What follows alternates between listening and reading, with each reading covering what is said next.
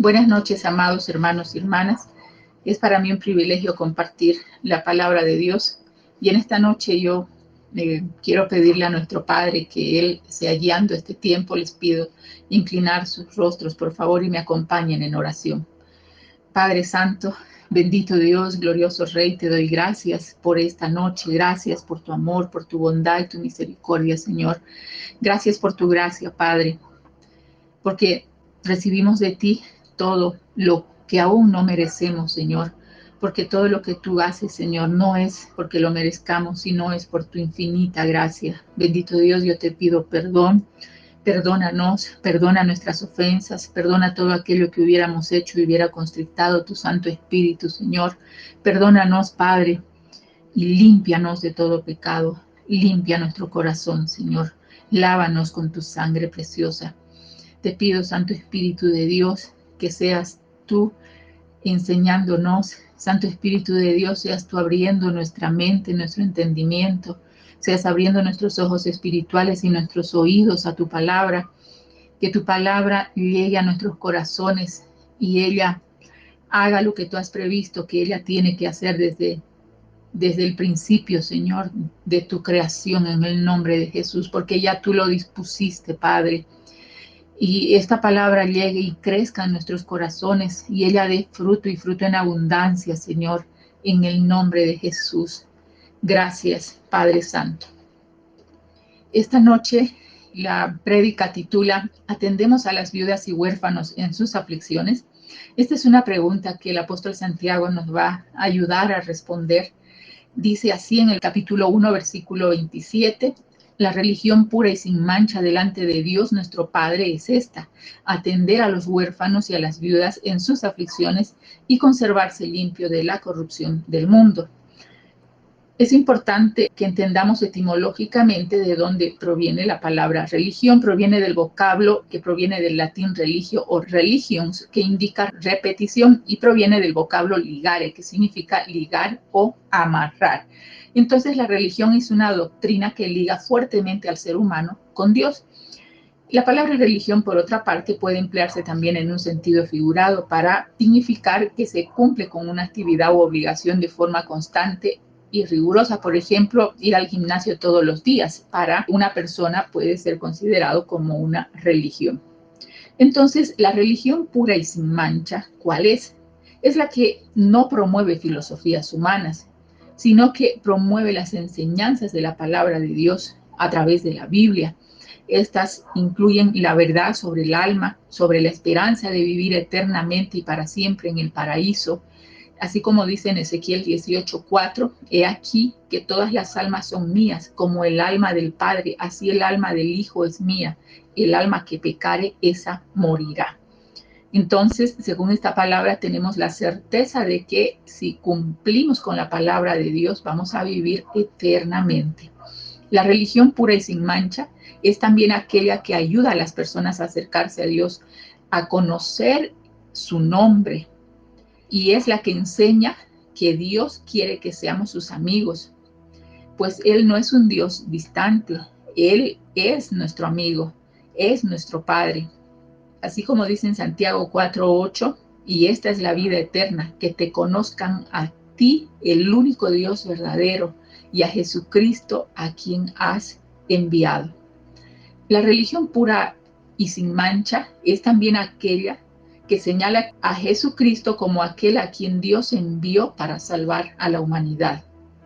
Y esta religión pura y sin mancha enseña que debemos obedecer los mandatos que Jesucristo nos dio y que debemos esforzarnos por seguir su ejemplo.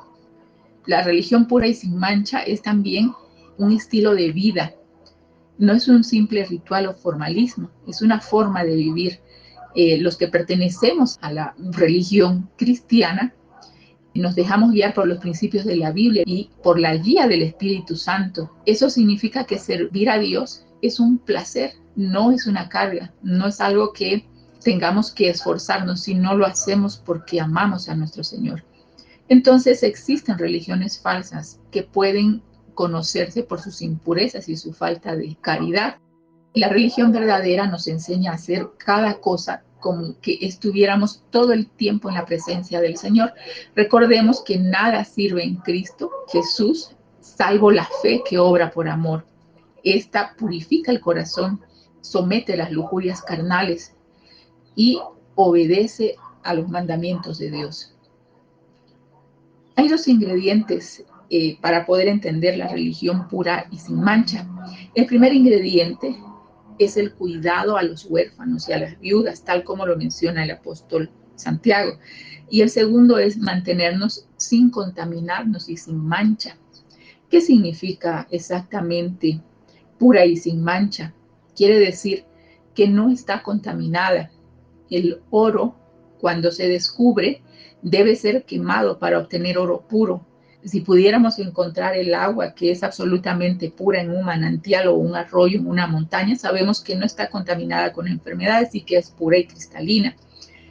Entonces, la palabra de Dios nos dice que la religión pura y sin mancha es aquella que proviene de nuestro Señor Jesucristo. La palabra de Dios dice, siendo aún pecadores, Cristo murió por nosotros. Así que no nos hemos ganado el favor de Dios nosotros haciendo obras, sino que viene del amor y la gracia de Dios mediante la fe. Y eso es lo que hace al cristiano distinto de todas las demás religiones del mundo.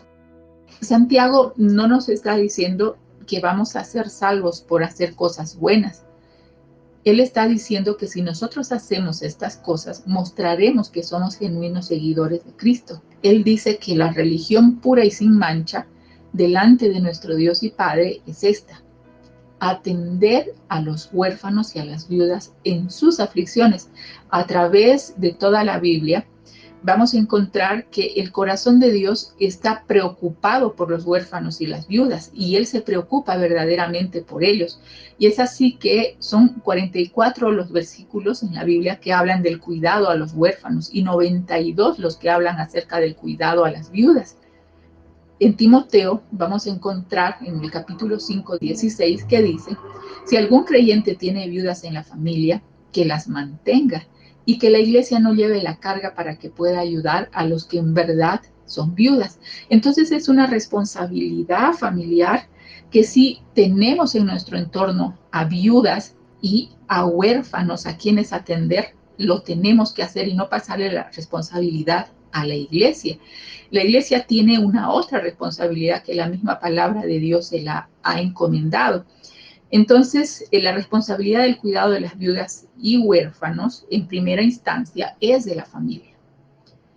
La iglesia no es una institución, sino es una familia compuesta de hermanos y hermanas. Es un cuerpo compuesto de miembros distintos. Como individuos y como familia tenemos la obligación de hacer todo para cumplir con la voluntad de Dios. Cada miembro contribuye a lo que puede para que el cuerpo entero sea fortalecido y Dios sea glorificado conforme a la asignación que cada uno tiene. Entonces, ayudar es una decisión personal que nosotros tomamos. Entonces, la frase religión pura significa aquello que es genuino y sincero y que está libre de cualquier mezcla inadecuada. Para poder entender, es importante que revisemos qué significa aflicción en la Biblia. Se entiende como un sentimiento de amargura, tristeza y pesar. Se trata de un estado temporal y que Dios aparece como la solución para ese sentimiento. Entonces, cuando nosotros tenemos a alguien o visitamos a una viuda en sus aflicciones, no solo vayamos a verlas y a decirles, espero que estés bien, que Dios te fortalezca, sino que también debemos tratar de preocuparnos de sus necesidades, de ver si ellas tienen alimentos, si tienen vestido, incluso si tienen amigos con quien conversar, ¿no es cierto?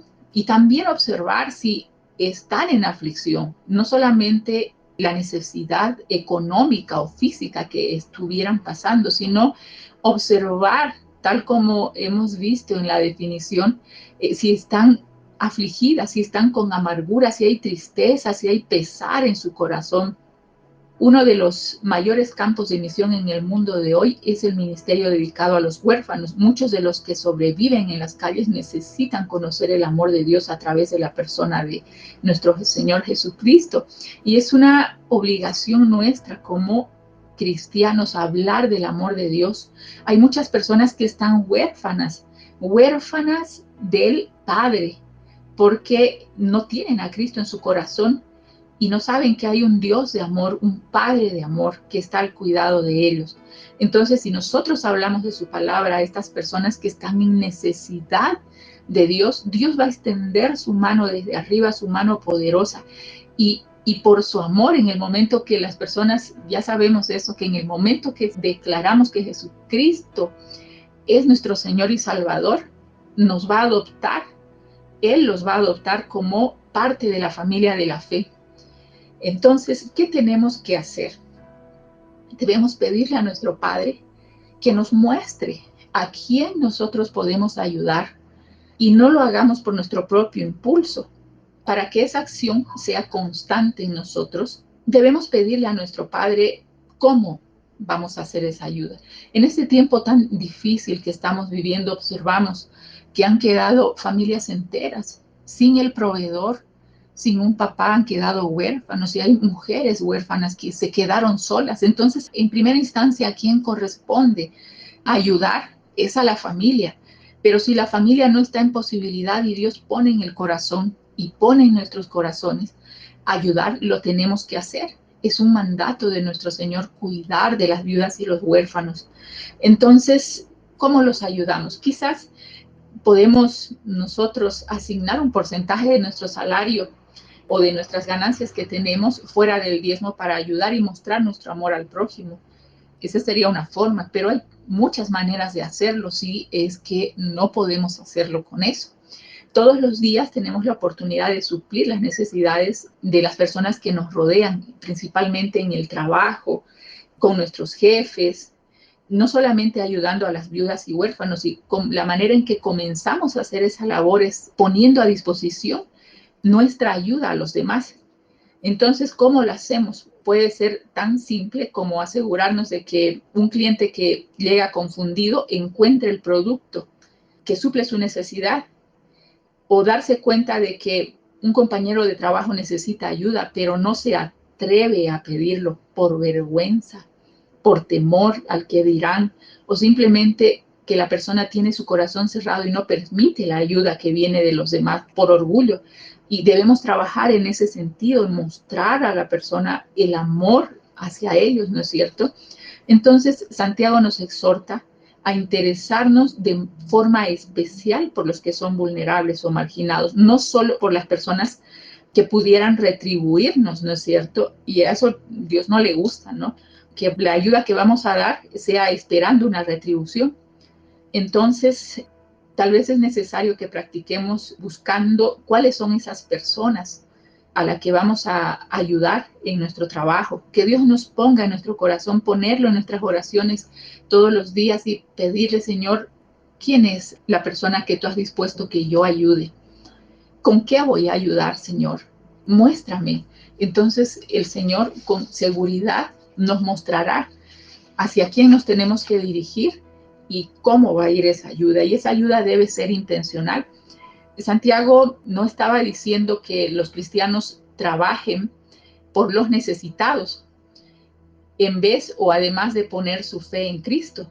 Santiago estaba esperando que los cristianos trabajen en beneficio de los que tienen necesidad como resultado de haber puesto nuestra fe en Cristo. Una vida sin mancha debe ir como un amor sincero. Nuestra verdadera religión es igual a la medida en la que estas cosas tienen lugar en nuestros corazones y en nuestra conducta. Recordemos que nada vale en Cristo Jesús sino la fe que obra por el amor, que purifica el corazón y que somete los deseos carnales y obedece los mandamientos de Dios. Entonces, todo lo que hacemos sea hecho por amor, no por obligación, no porque quiero conseguir algo de parte de Dios, sino porque realmente Jesucristo nos dijo que amemos tal como Él nos amó. Finalmente, algo importante que debemos entender es que Dios es el primer defensor de las viudas y de los huérfanos. En Éxodo, capítulo 22, del 22 al 24, él se refería muy enfáticamente a esa defensa, hacía una defensa férrea, y él dijo de esta manera, escuchen, amados hermanos, dice: no explotes a las viudas ni a los huérfanos, porque si tú y tu pueblo lo hacen y ellos me piden ayuda, yo te aseguro que atenderé a su clamor. Arderá mi furor y los mataré a ustedes a filo de espada, y sus mujeres se quedarán viudas y sus hijos se quedarán huérfanos. O sea, fíjense cómo Dios es justo, diría yo, en este sentido, porque dice: si no ayudamos a las viudas y a los huérfanos, también vendrá como consecuencia aquello, ¿no? Quedarán sus mujeres viudas y sus hijos huérfanos. Entonces hay aquí un componente realmente de que si no cumplimos con la palabra de Dios, hay un castigo por detrás, ¿no?